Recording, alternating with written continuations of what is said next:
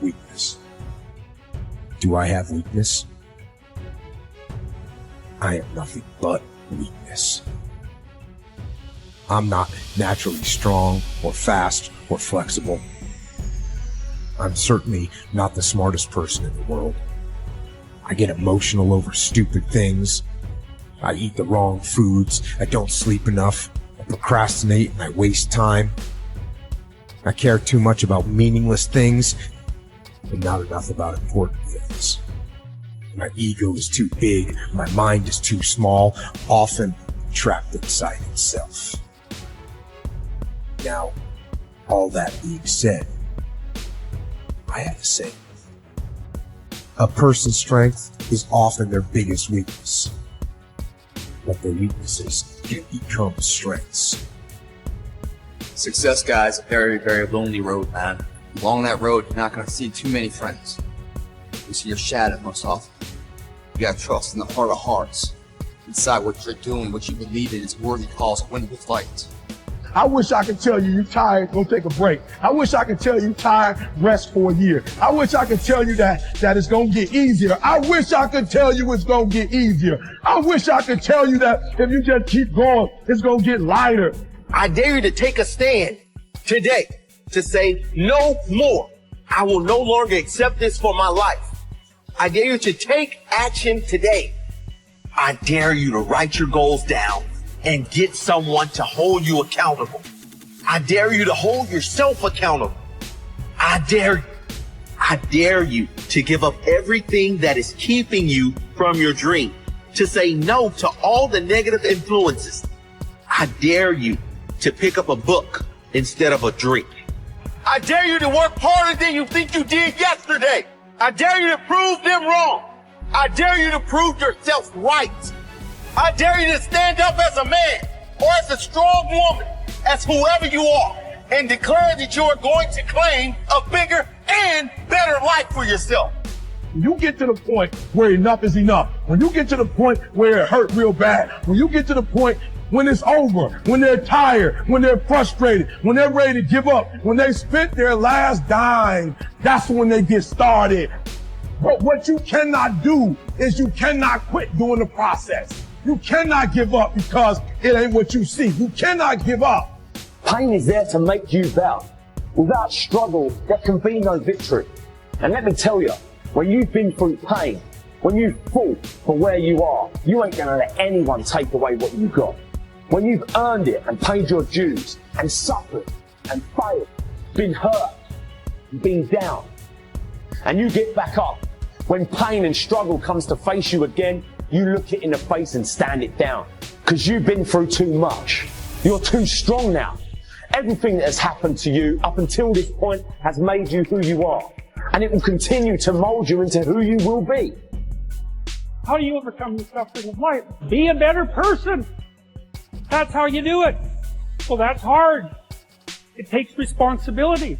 And I think, if you said to someone, you want to have a meaningful life? Everything you do matters. That's the definition of meaningful life. But everything you do matters. You're going to have to carry that with you. Or do you want to just forget about the whole meaning thing and then you don't have any responsibility because who the hell cares? You can wander through life doing whatever you want, gratifying impulsive desires for how useful that's going to be. And you're stuck in meaninglessness, but you don't have any responsibility. Which one do you want? Well, ask yourself, which one are you pursuing? And you'll find very rapidly that it isn't the majority of your soul that's pursuing the whole meaning thing, because, well, look what you have to do that. You have to take on the fact that life is suffering. You have to put yourself together in the face of that. It starts with yourself, man. You gotta start diving into those things that you are afraid. You don't gain confidence by going to a spot that makes you feel good. This could be a false reality.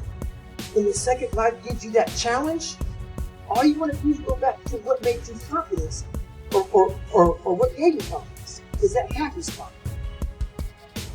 What gives you confidence, what gave me confidence, was spending years at a kitchen table trying to learn how to read and write on my own. Realizing I can't learn the way you can't, but I can learn. But getting confidence, not being afraid, is overcoming the fear. I used to stutter severely bad. So right now, I don't know how many people are going to watch this. You know what gives me confidence? Is knowing I no longer care if I sit here and start stuttering. That's what gives me confidence, is facing these things, overcoming them. And maybe not overcoming them every day. Facing and facing and facing. Pretty soon like this, oh man, this is where it's at. It's not in that comfort zone. It's in the discomfort zone is where my confidence is getting built. That's where it's getting built. The people want an easier answer. There has to be an easier way. It's not. I'm sorry. I searched for it my entire life. I did. I lied. I did everything. And I still felt empty. I walked around with a backpack with all my stuff with no car. And I walk around happiest person in the world. Have nothing. Happy as hell. It's because I found out the whole key to life. It's not in all that. You have to face yourself. So many people live to be 100 years old and they die miserable, having everything, because they never examined. I call it my live autopsy. You never examine this.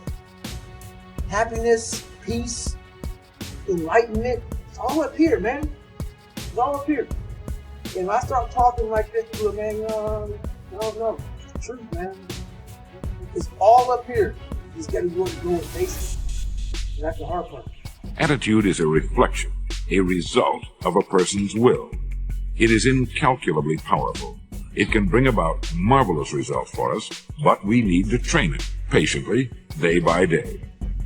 Now let's talk about the attitudes of people who are successful. The top 5% of the people who go sailing through life from one success to another and who, even when they fail at something, shrug it off and head right out again. No matter who the person is or what he does, men and women in sales, business executives, people in all the professions, wives and mothers, students, top people in the armed forces, public servants, men and women in the service of religion, working men and women in all fields of endeavor, wherever you find a person doing an outstanding job and getting outstanding results, you will find a person with the right kind of attitude. These people take the attitude toward themselves that they can accomplish what they set out to accomplish, that there's no good reason on earth why they can't be competent, successful. They have a healthy attitude toward themselves and, as a result, toward life and the things they want to accomplish.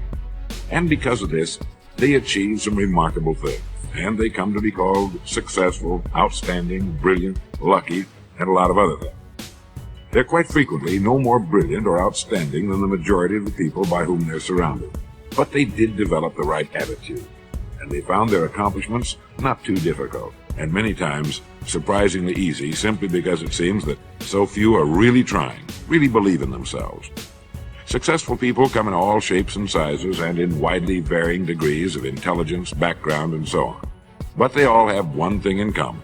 They expect more good out of life than bad. They expect to succeed more than they fail.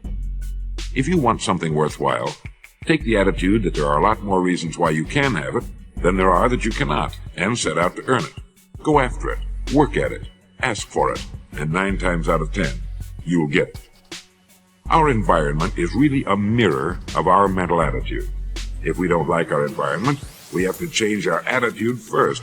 Your ability and willingness to discipline yourself to accept personal responsibility for your life are essential to happiness, health, success, achievement, and personal leadership. Accepting responsibility is one of the hardest of all disciplines, but without it, no success is possible.